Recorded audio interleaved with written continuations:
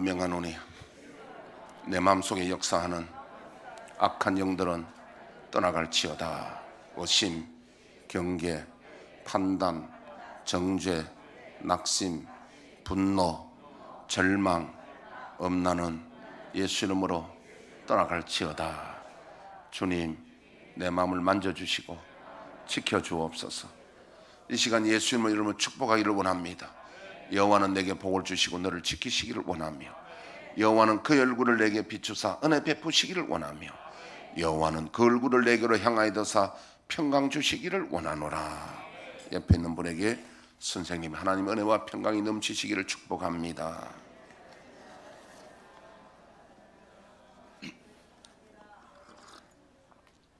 오늘은 위기 극복 두 번째 시간인데요, 위기 극복. 오늘은 역사적인 이야기를 우리가 좀 보면서, 역사는 우리에게 교훈이 되잖아요. 이스라엘 나라에 대한 역사를 좀 보면은, 이스라엘이 우리나라 비슷하게 남북이 분단된 나라였습니다.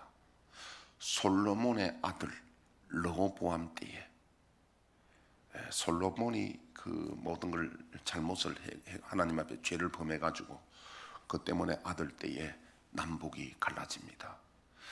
북쪽은 10지파, 남쪽은 한 2지파 정도, 베냐민 지파하고, 물론 레위 지파가 남쪽에 돼 있지만은, 북쪽은 이제 요셉의 아들 머나세와 에브라임이 나눠지니까 그래서 10지파가 되고요.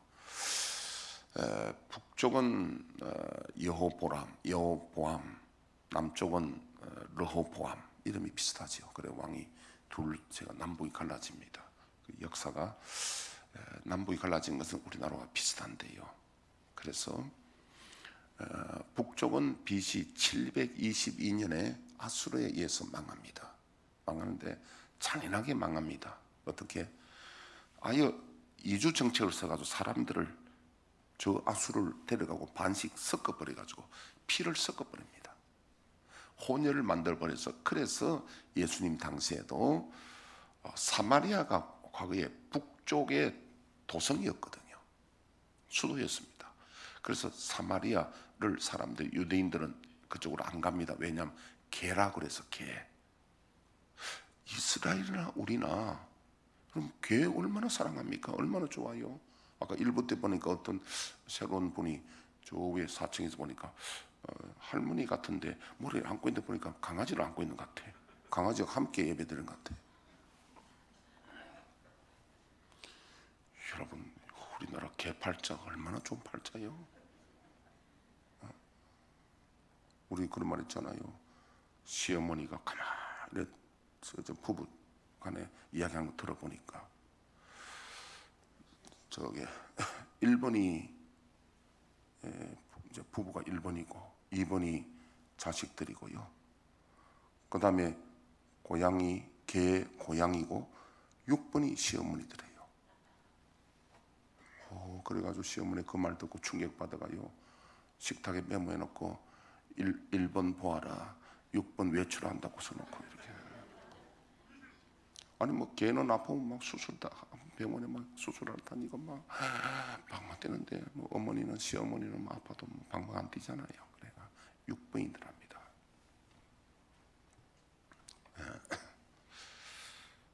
근데 이제 지금 이스라엘 이야기하는데 남북이 그렇게 갈렸고,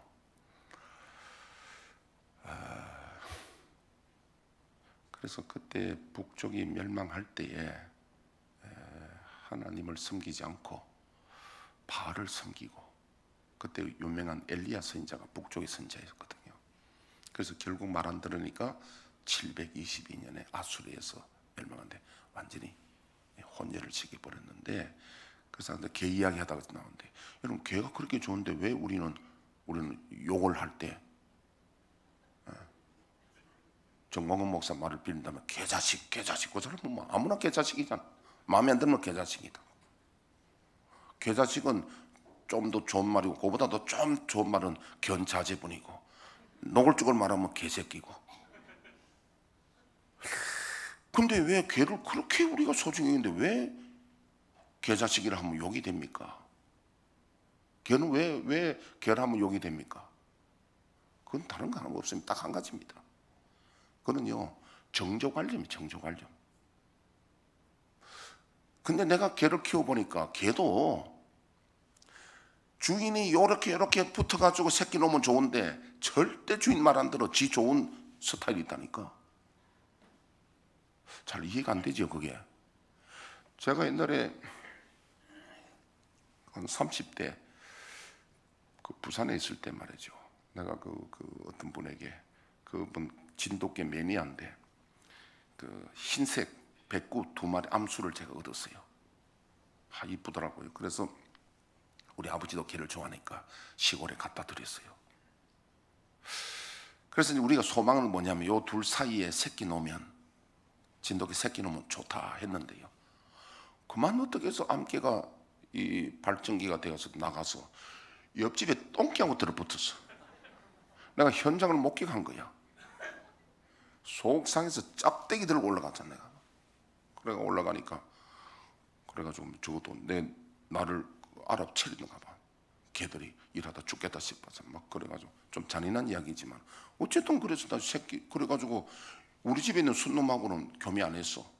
그 새끼를 낳았는데 어떻게 흰색을 낳긴 낳더라고. 그래서 그때 내 깨달아서 걔도 자기 좋아하는 취향이 있는데 절대 우리 생각 우리 마음대로 되는 게 아니더라고.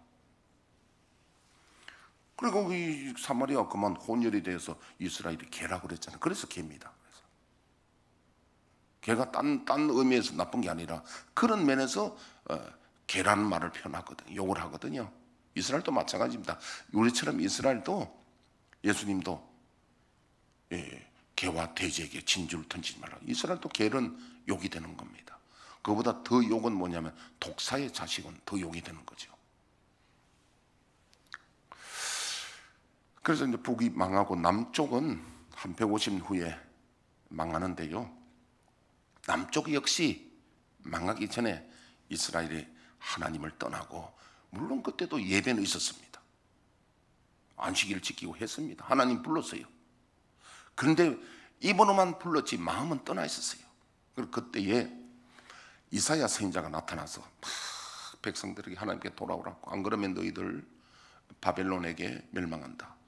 여러분 이사야 선지자 보면요, 44장 45장에는 태어나지도 않는 멀리 태어나는 고레스 왕 이야기 나옵니다. 내 종 고레스를 통해서 내가 너희들을 거기서 불러낸다고. 참 이사야 선지자 예언 보면요, 53장 보면 예수님이 십자가에 돌아가신 이야기가 아주 생생하게 그 밑에서 리포트하는 것처럼 그렇게 말씀을 합니다. 그래도 이스라엘이 돌아오지 않습니다. 다음 선지자가 에레미야 선지자입니다. 에레미야 선지자는 남유다가 멸망할 그 시기에 함께 했던 선지자거든요. 에레미야 선지자가 이스라엘에게 돌아오고 말합니다. 그런데 역시 남유다도 돌아오지 않습니다. 오히려 에레미야를 구박하고 욕하고 꼴통이라 그러고 욕하고, 심지어 감옥에 가던 그 감옥은 어떠냐면 뻘을 흐리만큼 채워놓고 방에다 그거다 집어넣어요. 사람 뻘이 이렇게 차면 못 올라오잖아요. 죽어요. 에레미야가 하나님 말씀 전하다가 그런 수모를 당하는데 자기도 안전하려고 하는데도 가슴에 불이 올라와서 안전할 수 없어서 전했습니다. 그리고 결국은 이스라엘이 3차 공격을 당하는데요, 1차는 BC 605년 그 느부갓네살 왕이 605년 왕이 됐는데 그 해 옵니다. 바벨론이 과거에는요, 아수르가 패권을 잡고 바벨론은 꼼짝도 못했을 그때는. 그때 느부갓네살 아버지 이름이 나보폴라살인데요, 이 사람이 그 수모를 당하면서도 기회를 보고 견디다 하다가 찬사가 언제 오냐면 612년에 아수를 멸망시킵니다. 이 나라가 강대국이 망하는 비결이 하나 있습니다. 비결이랄까요? 특징이랄까요? 네 분이 일어나면 나라가 국력이 약해지고 그러면 망하는 겁니다. 아수르 망했죠. 바벨론, 애국, 페르시아, 헬라, 로마 다 그런 나라들이 그런 식으로 이제 나라가 강대국이 망하게 되는 거예요. 여러분 역사 이야기 하는데 재밌어요? 지루해요? 이 모르면 안 됩니다. 이 역사 알아야 됩니다. 이거요. 그때에 그러니까 나라가 멸망하는 징조를 보면요, 분열이에요. 분열. 그러면 국력이 약해집니다. 그렇게 볼 때 우리나라는 지금요 딱 망하는 그 코스를 지금 갑니다. 남북이 분열됐죠. 남남이 갈라졌죠. 남남이 얼마나 갈라지냐면요, 나같이 이렇게 말하는 사람 갖다가 꼴통이라 그런다고요. 딴 데는 말도 못해. 요새 목사님들도 이런 말을, 내같이 이런 말 못해요. 안 합니다. 그만큼 이 나라가 지금 분열된 겁니다. 나 갈라져 있어요. 그런 거 볼 때는 우리나라가 망할 징조는 99%입니다. 우리나라가 망할 징조, 그냥 듣지 마세요. 망할 징조 99%라니까. 1% 희망이 있는데 1%는 하나님이에요. 저는 1%에 겁니다. 하나님이 도우셔서 우리나라는 망하지 않게 될 겁니다.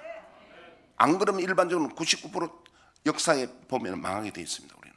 우리나라가 언제부터 갈라지냐면요, 이것도 알아야 됩니다. 우리나라 뭐 국민들의 수준이 높기는 했는데 모르는 게 굉장히 많아.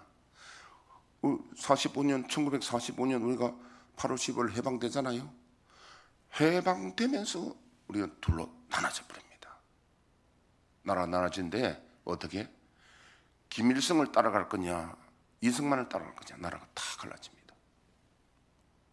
그때부터 나눠진데 지금도 마찬가지입니다. 김일성을 따라갈 거냐, 이승만 따라갈 거냐, 지금도 역시 그 나눔이에요. 지금 남쪽에서는요, 김일성 사상주의 있는 사람들은 이승만을 욕을 하는데 그건 역사를 모르고 한참 모르죠. 그래서 북한에서는 김일성이가 은변이 그렇게 좋답니다. 김일성 만나면 뿅 가는 거예요. 왜냐하면 그쪽 사람들은 말 잘하거든요. 그래서 박헌여이가 남한에 내려와서 남노당이란 것이 남쪽에 있는 노동당이 남노당입니다. 그래서 박헌여이 남노당을 만들어서 박헌여이가 그래가지고, 그때 이승만은 아직 들어오기 전에 미국에 있을 때 여기서 이미 임시 정부를 만들려고 쫙 했습니다. 그때에 박헌여이가 인데 넘어간 사람들이 엄청나게 사람들이 많이 기울였습니다. 그런데 그때에 중국에서 김일성인데 이제 연락이 오기를, 진짜 전투 잘하는 사람 하나 있다. 이 사람을 설화해가지고 보낸 사람이 누구냐면, 여러분 성시백을 압니까? 아는 사람 손 들어보세요. 성시백이 아는 사람 모르잖아요. 성시백이라는 사람이 중요합니다. 박헌영은 그 다음이에요. 핵겜도 안 됩니다. 성시백이를 만나가 딱 보니까 김일성이가 너무도 멋지거든요. 그래서 성시백이를 남한에 보냅니다. 성시백이 남한에, 그때는 북한에는 이미 화폐 계획이 나서 그 돈을 못 쓰게 되는 겁니다. 그 돈 가지고 옵니다. 돈 가지고, 성시백이가 북한에 돈 못 쓰는 돈 우리 남한에 썼거든요. 그 돈 가지고 또 돈을 만드는 인쇄소를 만들고 해가지고, 그래서 돈 가지고 들어가는데 성시백이가 많은 사람들을, 국방부 장관도 돌이키고 참모총장도 돌이키고, 김구 선생을 갖다가 마음을 미혹해가지고 김일성이 만나게 한 사람. 김구 선생이 김일성이 만납니다. 만나가지고 김구 선생이 완전히 뿅 가버렸어요. 그래서 국세 들고 김일성한테 갖다 준 사람이 김구예요. 근데 완전히 김구가 김일성한테 감동을 받았던 겁니다. 완전히 넘어가 버렸습니다. 그래서 남북이 갈라진 거예요. 그래서 그때 성시백이가 활동하면서 남한이 78%가 넘어가 버렸습니다. 78%가. 잠깐 그래서 이승만 대통령이 들어와서 임시정부를 세우고, 그때에 이제 영락교회 누굽니까? 한 목사님? 한경직 목사님 중심에서, 그래서 해서 결국은 박헌영이는 북한에 올라가서 북한에서 처형되잖아요. 죽습니다. 북한 김일성은요, 이용해먹고 언제든지 버리는 게 김일성입니다. 자기 밑에 요번에 그 뭐 저 김정의도 현영철이라든지 얼마나 자기 부하들 많이 죽였습니까? 뭐 좀 존다고 죽이고 박수 제대로 안 치면 죽이고 이래 죽이고 저래 죽이고 얼마나 죽입니까? 그게 북한이에요. 그런데 지금 남북이 이렇게 갈렸는데 우리나라도 지금 이게 망할 징조가 99%인데 하나 희망이 1% 희망이 하나님이라는 거예요. 그러니까 이스라엘은 망했단 말이에요. 남쪽은 망해가지고요 바벨론에 끌려가는데 3차 끌려갑니다. 1차는 BC 605년에 그때 누가 가느냐 하면 여기 본문에 나오는 주인공 다니엘, 사드락, 메삭, 아벳느고 이런 사람들이 쓸만한 사람들. 이때 일단은 10대 소년이었습니다. 해서 앞으로 훈련식에서 바벨론에 그 일꾼으로 설렸고 10,000명 정도를 엘리트만 끌고 갑니다. 끌고 가고 그 다음에 2차는 BC 998년에 침공을 받아가지고 그 이듬해 97년에 멸망합니다. 그 다음에 3차는 586년에 완전히 망합니다. 성전이 불타고 성이 무너지고 이때에 그 노인네들이나 농부들 이런 사람은 남겨놓고 웬만하면 다 끌고 갑니다. 전부 다 굴비 엮듯이 포성줄에 묶어서 전부 다 끌고 가는데 거리가 얼마냐 하면요 예루살렘에서 바빌론까지 한 800km 됩니다. 2천리입니다. 2천리를 끌고 가는데 이러가다가 여러분 휴식 시간 주겠습니까? 대변 소변 누는 시간 주겠습니까? 질질질 사야 됩니다.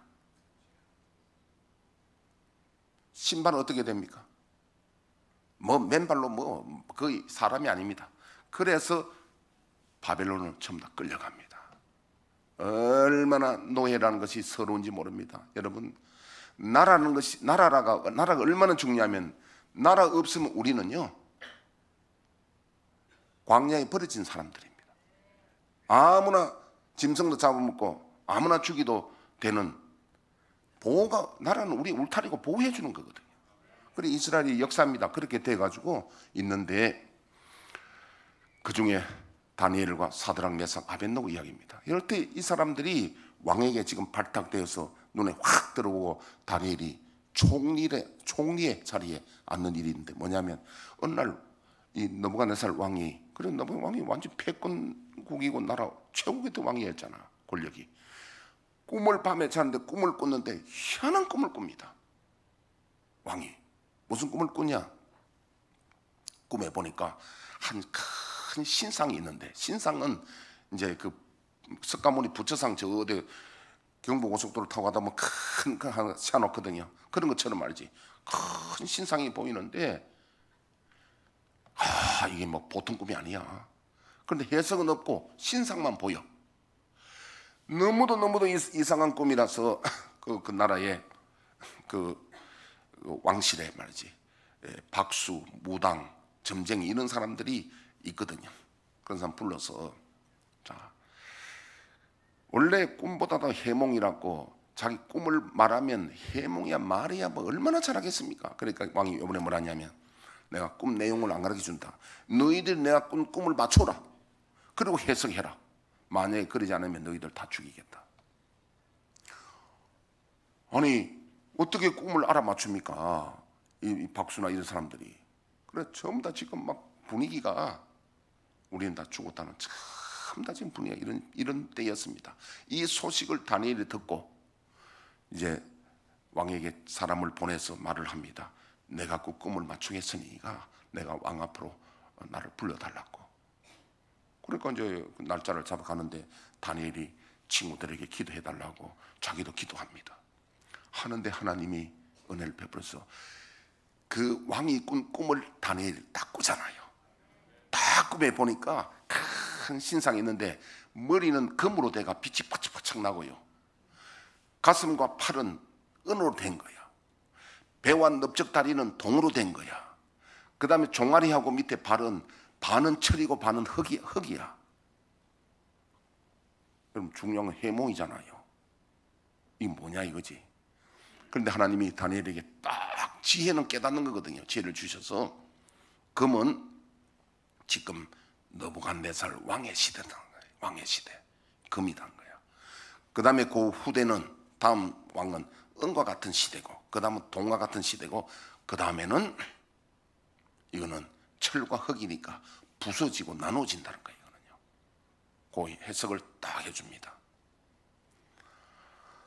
하니까 이 왕이 그 앞에 엎드려 절합니다. 완전히 감동 먹어봅니다. 다니엘 앞에서 먹습니다. 그리고 난 다음에 이 왕이 생각하니까 내 시대가 금 시대라. 그러면 이 모든 제국들, 자기가 지배하는 제국들, 모든 사람들을 이 금신상을 만들어서 그 앞에 숭배하게 함으로써 통치 수단을 삼습니다. 그 북한에도 뭐 상을 하나 세우고 있죠. 김일성, 김정일 상 세워놨잖아, 동상. 그럼 이어도 남한에서 가는 사람은 목사들도 가면 그 처음 절하게 합니다. 비슷하잖아요. 통치 수단입니다, 그게.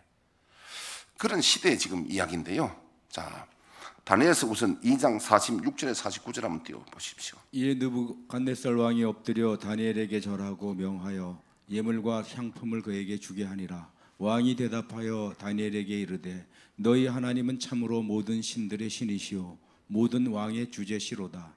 내가 능히 이 은밀한 것을 나타내었으니 내 하나님은 또 은밀한 것을 나타내시는 이시로다. 왕이 이에 다니엘을 높여 귀한 선물을 많이 주며 그를 세워 바벨론 온 지방을 다스리게 하며 또 바벨론 모든 지혜자의 어른을 삼았으며 왕이 또 다니엘의 요구대로 사드락과 메삭과 아벳느고를 세워 바벨론 지방의 일을 다스리게 하였고 다니엘은 왕궁에 있었더라. 여러분, 이 꿈이 위기였지만은 위기가 다니엘에게는 기회가 된 겁니다. 이 꿈을 딱 맞추니까 왕이 기절하는 겁니다. 엎드려 절했습니다. 그리고 네 하나님이 은밀한 것을 드러냈으니, 그리고 이를 통해서 다니엘이 높은 자리에, 총리 자리에 앉습니다. 그리고 친구 사드락 메삭 아벳느고도 높은 관직에 올라갑니다. 왕의 특별한 사랑을 받게 되는 겁니다. 우리 다니엘서 2장 38절 한번 띄워보시죠. 사람들과 들짐승과 공중의 새들 어느 곳에 있는 것을 막론하고 그것들을 왕의 손에 넘기사 다 다스리게 하셨으니 왕은 곧 그 금머리니이다. 꿈 해석이 왕이 금에 해당된다 이러니까요. 그만 잘못 생각해서 왕이 스스로 높여가지고 신상을 만들어 모든 사람을 그 절하게 하고 섬기감으로써 통치 수단을 삼는, 이렇게 했으면 우리가 뭐 복 받으려면은 왕이 하나님을 섬기고 회개하고 이렇게 했으면 얼마나 좋았겠습니까? 그 망하려 하면요, 우리 속담에 이런 말이 있습니다.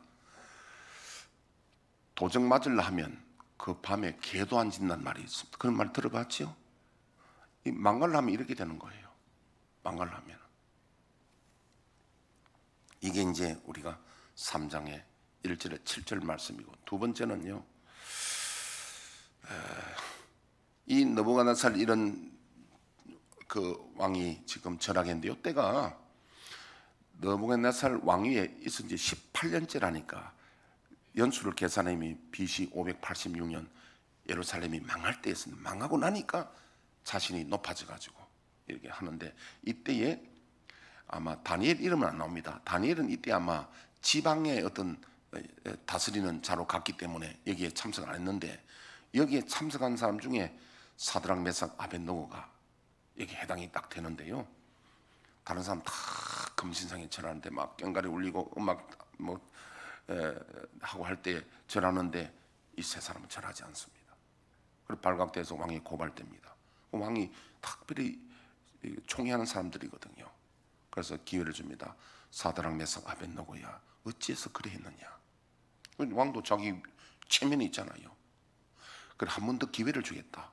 한 번 더 기회 줄 때 절해라. 그러면 내가 너희들 죄를 묻지 않겠다. 그러니까 다니엘이, 이 세 사람이 뭐라 하냐면요, 그것이 우리가 그 16절 17절 보면 이렇게 되어 있습니다. 사드락 메삭 아벳느고가 왕에게 대답하여 이르되 느부갓네살이여, 우리가 이 일에 대하여 왕에게 대답할 필요가 없나이다. 왕이여, 우리가 섬기는 하나님이 계시다면 우리는 맹렬히 타는 풀무불 가운데서 능히 건져내시겠고 왕의 손에서도 건져내시리다. 야, 여기에 이 사람들은 왕보다 더 두려워하는 분이 하나님이에요. 하나님이 우리를 풀무불에서 건져내신다는 거예요. 그 다음에 18절, 그렇게 아니하실지라도 왕이여, 우리가 왕의 신들을 섬기지 아니하고 왕이 세우신 금신상에 절하지도 아니할 줄 없어. 무슨 배짱으로 이렇게 하나님이 안 구해주고 우리가 그 풀무불에 가서 타 죽음도 우리는 그래 안 하겠다는 겁니다. 이유가 뭐냐면요, 이 사람들은 하나님 나라 위의 것을 바라본 사람들입니다. 그러면 우리가 오늘 여기서 우리가 한번 생각해 볼 건, 첫째는 믿음으로 살던 이들에게 왜 이러한 위기가 오느냐는 겁니다. 여러분, 우리가 하나님 잘 믿고 사는 이 사람들은 이 땅 위에 고생끝 행복 시작, 위기도 없어야 되는데 왜 이들에게 위기가 오느냐는 겁니다. 여러분들, 제가 잠깐 이해를 위해서 좀 도움을 드린다면요, 우리가 좋은 나무를 심어서 앞으로 묘목으로 설계하면 온실에 키우겠습니까? 아니면 노지에 키우겠습니까? 온실에 키우면 제목이 안 됩니다. 노지에 키웁니다. 그래서 저와 여러분들을 온실에다 키우지 않고 우리를 노지에 내기 때문에 우리도 역시 위기를 당하고 풍랑을 맞게 되어 있습니다. 위기는 누구에게나 옵니다. 마치 항해할 때에 풍랑의 위기가 누구에게나 오듯이 말입니다. 그래서 아브람, 이삭, 야곱, 모세, 다윗, 다니엘, 엘리야, 욥, 예수님, 12제자, 초대교회 성도로부터 오늘 이르기까지 모든 믿는 자들에게도 위기는 오게 되어 있습니다. 어떤 분이 그러더라고요. 개척교회 목사님들은 아프지도 못한대요. 개척교회 목사님 아프면 성도들이 뭐라 하냐면, 우리 목사님 무슨 죄를 지어서 저를 아프냐 그런대요. 큰 교회 목사님 아프면 성도들이, 우리 목사님이 이렇게 우리를 위해서 수고하시고 목회를 열심히 하시다가 저렇게 아프다고 오히려 높이 생각하는데, 개척교회 목사님 아프면은 무슨 죄를 지어서 저를 아프냐고. 참 여러분, 그렇게 생각을, 믿음은 우리 생각을 바로 해야 내 생각만큼 믿음이 되는 거거든요. 그럼 뭐냐니까, 아무리 믿음 좋은 사람에게도 누구에게나 위기는 온다는 걸 알아야 됩니다.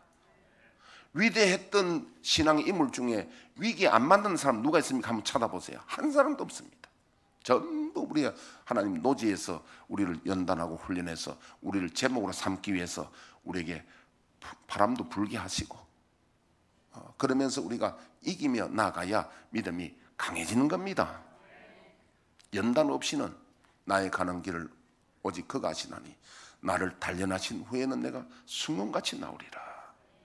우리를 편안하게 온실에서 그런 상상을 하지 마십시오. 전혀 그런 일이 없습니다. 연단받고 때로는 암으로 투병하기도 하고 때로는 사업에 어려움 당하기도 하고, 그러나 그런 위기에서 우리 하나님 붙들고 승리할 때 이렇게 오늘 푸른불에서 구원받은 이들이 하나님 앞에 영광 돌리듯이 그 일을 통하여 하나님 앞에 영광 돌릴 줄로 믿습니다. 문제는 위기를 어떻게 극복하느냐의 문제입니다. 이들은 어떻게 위기를 극복했습니까? 어떻게 위기를 극복했냐는 겁니다. 첫째는 위의 것을 바라봤는데, 자, 골로새서 3장 1절에서 5절 한번 띄워주실까요? 그러므로 너희가 그리스도와 함께 다시 살리심을 받았으면 위의 것을 찾으라. 거기는 그리스도께서 하나님 우편에 앉아 계시느니라. 위의 것을 생각하고 땅의 것을 생각하지 말라. 이는 너희가 죽었고 너희 생명이 그리스도와 함께 하나님 안에 감추어졌습니다. 위기를 당했는데 이 사람들이 이런 그 죽음 앞에서도 정면 돌파할 수 있는 것은요, 땅에 있는 걸 보지 않고 내가 죽어도 예수님이 십자가에 죽으심으로 하늘 보좌 우편에 앉으신 것처럼 그걸 바라보고 하나님 나를 바라보고 순교도 마다하지 않고 지금 정면 돌파할 수 있었기 때문에 이런 위기를 극복할 수 있었습니다. 저와 여러분들이 땅의 것을 보면은 이기지 못합니다. 한 군데만 한 번 더 봅시다. 히브리서 12장 1절에서 2절. 이러므로 우리에게 구름같이 둘러싼 허다한 증인들이 있으니 모든 무거운 것과 얽매이기 쉬운 죄를 벗어버리고 인내로서 우리 앞에 당한 경주를 하며 믿음의 주여 또 온전하게 하시는 인 예수를 바라보자. 그는 그 앞에 있는 기쁨을 위하여 십자가를 참으사 부끄러움을 개의치 아니하시더니 하나님 보좌 우편에 앉으셨느니라. 무엇을 바라보느냐가 굉장히 중요합니다. 우리는 항상 예수님 바라보고 천국 가는 걸 바라봐야 됩니다. 땅에서 부자 되고 땅에 잘 되는 거 그게 문제가 아니라 하늘나라 영생을 바라보고 우리 주님 바라보고 믿음의 주요 온전케 하시는 예수를 바라보자. 바라보는 것이 엄청 중요합니다. 우울증 왜 걸립니까? 나쁜 걸 바라보니까 우울증 걸립니다. 내가 다른 걸 나쁜 걸 생각하면 그쪽으로 빠져들어가는 거예요. 여러분 이렇게 이야기하면 여러분들 별로 감동이 없기 때문에 제가 예화를 하나 드릴게요. 내가 옛날에 김 장로님 많이 들었을 겁니다. 근데 안 들은 분도 있거든요. 한번 들어보세요. 이야기가 중요한 게 아니라 그 이야기 속에 있는 교훈을 받아야 되는 거예요. 제가 고등학교 1학년 때 고등학교를 다니면서 집에서 자전거 타고 다니는데요. 한 거리가 한 9km 정도 될 것 같아요. 제가 지금 생각에. 그래서 제가 우리 아버님에게 말을 사달라 했어요. 말 타고 다니려고. 그리고 우리 아버님 웃으시면서, 왜냐하면 우리는 뭐 시골이니까 땅도 많고 소도 있고 하니까 마구간 있는 건 문제도, 말 키우는 건 문제도 아니거든요. 그래 아버지가 내가 말 사주는 건 문제가 아닌데 네가 말 타고 가서 학교 가서 공부할 때 말을 네가 어디에 매놓고 어떻게 네가 밥을 그 먹이를 주고 하겠느냐? 네 관리를 어떻게 하겠냐? 생각해 보니까 그래 학생이니까 너무 단순하게 그냥 말 타고 한번 가고 싶어서 했는데 아버지가 계산해 보니까 안 되겠더라고. 그러면 그래서 자전거를 샀어요. 그때는 삼천리 자전거 제일 좋았거든요. 자전거 타고 가는데 제가 자전거를 잘 탔습니다. 왜 잘 탔냐 하면요, 이런 좁은 길도 쫙 갔으니까, 이런 좁은 길도 밤에도 가면은 어디 가지고 길이 뭐 돌멩이 뭐 있고 뭐 있든 다 외우니까 잘 타고 다녔어 제가. 그리고 오르막에도 막 엉덩이 들고 막 길에 올라가서 아는 거 타는 거 알잖아요. 그럼 다리가 뻐근하게 잘 탔습니다 제가. 그런데 어느 날 아침에 이제 우리 집에 나와서 그 택시가 다닐 만한 그 넓은 길인데, 그래서 우회전 이렇게 하면은 그 밑에 수문이 있어. 수문, 이게 또랑이 있는데 그걸 갖다 위에 이제 해가지고 수문이 있는데 그 높이가 한 2m 이상 되죠. 근데 물이 이만큼 됩니다. 거기는 택시 다니는 길이라니까. 그런데 가다 갑자기 이런 생각이 들어요. 만약에 내가 여기에 빠지면, 그죠? 왜 해요 내가? 만약에 빠지면 어떻게 될까 하고 물을 내다봤다니까. 보는 순간에 그만 이게 자전거가 날 올라타 본 거예요.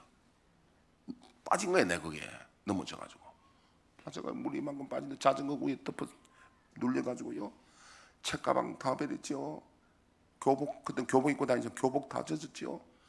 내가 객원상 타는 사람인데 학교도 못 갔고요. 그래가지고 그게 자전거를 물에 끄집 내놓고 뚝방에 앉아가지고 얼마나 아픈지 손목을 짚었는데 손목이 빠졌어요 그때.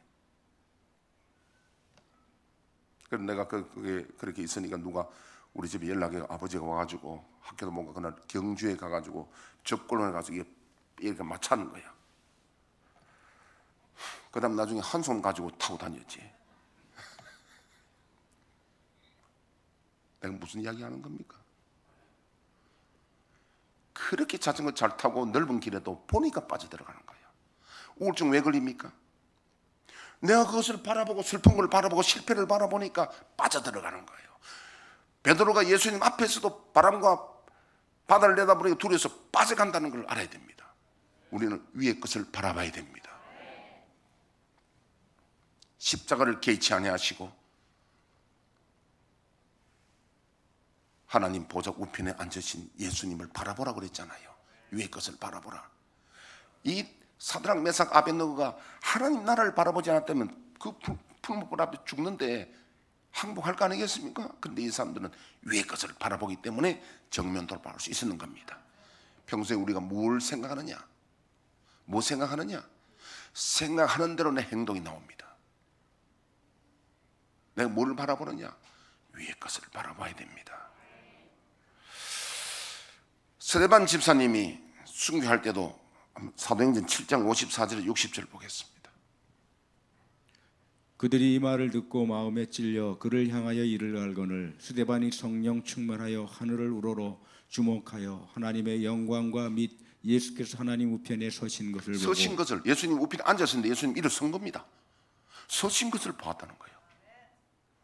말하되 보라 하늘이 열리고 인자가 하나님 우편에 서신 것을 보노라. 예. 자, 이렇게 해서 스데반이 돌에 맞아 순교하는데 예수님이 하나님 보좌 우편에 서신 것을 응원하시는 거, 응원. 스데반아 힘내라.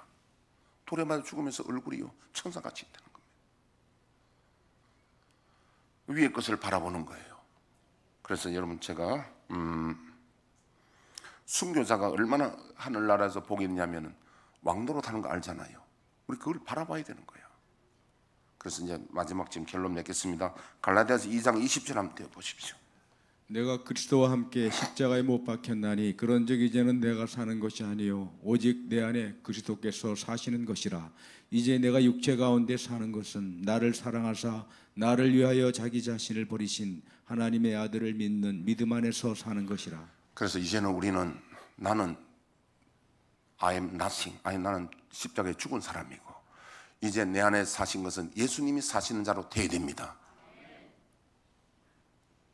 그 말은 뭐냐면요, 오늘 우리 남자들 족구하잖아요. 족구하는데도 이 지금 사드락 메삭 아벤노고는 펑 뿌려도 좀 죽음을 각오하는데 족구하다 보면 자기 영광을 드러내려 하잖아요. 자기 뭔가 실력을 좀 발휘하려고 그러고 그러다 잘못하면 보면 아킬레스 나오고 근육이 문제 죽어야 됩니다. 위로 받으면 안 됩니다. 얼마 전에 어떤 집사님이 내한테 전화 왔어요. 목사님, 내가 이만큼 목사님 순종했는데 나를 좀 칭찬하고 위로해 주면 안 되겠습니까? 내가 그걸 뭐라 했냐면 그거는 준수 수준이다, 애기 수준이다. 여러분 위로를 받으면 기분은 좋아요. 그 말은 뭐냐면 그거는 마치 링거를 영양주사를 맞는 똑같아요. 맨날 영양주사를 맞아가지고 그렇게 살겠습니까? 밥을 먹어야지. 우리는 여러분 위로받는 거 주의해야 됩니다. 여기는 지금 내가 십자가에 죽었다 그랬잖아요. 죽은 사람이 무슨 위로를 받아요? 위로받으면 안 돼요. 위로 좋아하면 안 됩니다. 정말이에요. 그거 안 됩니다. 그거. 그래서 박재봉 목사님은 우리나라에 박재봉 목사님 모르면 안 됩니다. 18세 금강산에 들어가 10년간 솔잎 먹으면서 나라를 위해서 기도한 사람이 박재봉 목사님이고 우리나라의 신유의 능력은 따라갈 사람이 없었어요. 아무도 지금까지 따라갈 사람이 없습니다. 그런 분인데 그분이 한 말 의록이 있습니다. 네가 네 자신을 칭찬하거들랑 뱀을 만난 듯하고 남이 너를 칭찬하거들랑 호랑이를 만난 듯 해라. 왜 우리는 십자가에 죽었고 I am nothing이 돼야 되는데 내가 자꾸 높아지려고 그래 족구할 때도 주의하라 이 말입니다. 그래 우리 족구도 보면요, 족구 매판에 보면 그 사람 성격이 다 나쁘래요. 인격이 다 나쁘랍니다. 우리 목사님들끼리 옛날에 족구 많이 했으면 저도요. 목사들 별 수 없어요. 족구장 족구하다 보면 세이브 아웃 때문에 싸우고 막 떼쓰고 막 하거든요. 야, 그거 보면 우리 목사들이 강대상에서는 막 설교할 때는 말이지 천사 같고 말이지 이러는데 현장에 가서 딱 보면은 우리 속이 다 드러나 버려. 그런데 성도들하고 다른 점이 있어요. 처음에는 막 세이브아웃 다투다가요 다 교회 가서 회개하는 거야. 그래가 보면 한 달쯤 되면 달라져. 나중에는 달라지더라고. 뭔 말인지 이해됩니까? 저는 날마다 죽어야 됩니다. 여기 오늘 사드락 메삭 아벤노고는 여러분 죽음을 정면 돌파하잖아요. 왜? 위의 것을 바라보기 때문에. 그거 좀 세이브 아웃 양보하고 지면 어때? 예? 치약이나 비누 차이가 얼마나 납니다. 그거 좀 치면 어때? 남에게 막 여성도도 가서 응원하니까 이렇게 내가 좀 내 실력 보여줘야 잘못하게 이 근육 터지는 거야. 그거 안 되고 그러지 말라고. 그런 거 주의해야 돼. 저는요, 부끄러운 이야기 하긴데 제가 뭐 이로 담도 안 했지만은 노력하는 게 뭐냐면 나는 다른 사람들에게 그 어떤 위로받기를 스스로 절제합니다. 그래서 내 기대를 안 하는 겁니다. 예를 들면 제가 여러분들 내 생일 이야기 합니까? 우리 집사람인데도 기대 안 합니다. 나는 우리 자녀들에게도 나 내 생일 기억하지? 이렇게 안 합니다. 생일청이더라고 기억 안 합니다. 왜? 할 수 있는 대로 내가 기대를 안 하려고요. 기대를 안 하면 섭섭함이 없어집니다. 왜 제가 교회 생일 이야기 안 한 줄 압니까? 옛날에 그런 일이 있었어요. 어떤 분이 나 몰래 몇 사람끼리 이렇게 열 몇 명 되나 모아가지고 케이크하고 생일 잔치 또 해가지고요 음식을 또 해가지고 어디서 딴 데서 날 불렀어요. 김 장로님 기억하는지 모르겠는데 내가 그날 얼마나 불쾌해가지고 화를 낸지 모릅니다. 당신네들만 사람이냐고, 다른 교인들 얼마나 소외감을 가지겠냐고, 앞으로 절대 이런 짓 하지 말라고. 그럼 우리 교회는 생일 차리면 안 됩니다. 하려면 다 해야 되고, 안 그렇습니까? 그래서 내가, 왜냐하면 예수님도 우리 생일 안 가르쳐줬는데 무슨 내가 하여튼 내가 기대를 하면 섭섭해진다니까. 우리는 기대하지 말아야 되고, 우리는 십자가에 죽은 사람이고, 우리는 하늘나라 위의 것을 바라봐야 된다는 거예요. 내가 이걸 여러분들 자랑하는 것도 아니고 나도 이웃담도 아니에요. 이 말도 조심스럽습니다. 그러놓고 어떤 면에서 여러분 보면 어이 목사님 전에 기대 안 하는데 뭐 보니 대접만 잘 받는데, 대접은 잘 받아요. 왜냐하면 대접하고 내는데 욕하는 사람 없잖아요. 나 밥 사주고 내뭐 욕하는 사람 없으니까 밥 사주고 잘 먹어요 내가. 그런데 기대는 안 하는 거예요. 내가 기대는 안 한다는 거야. 자, 오늘 위기 극복에 대해서 위의 것을 바라보라. 정면 돌파합시다. 우리 금주의 찬양, 우리가 주의 우리의 죄를 부르고 1분간 기도하고 마치겠습니다.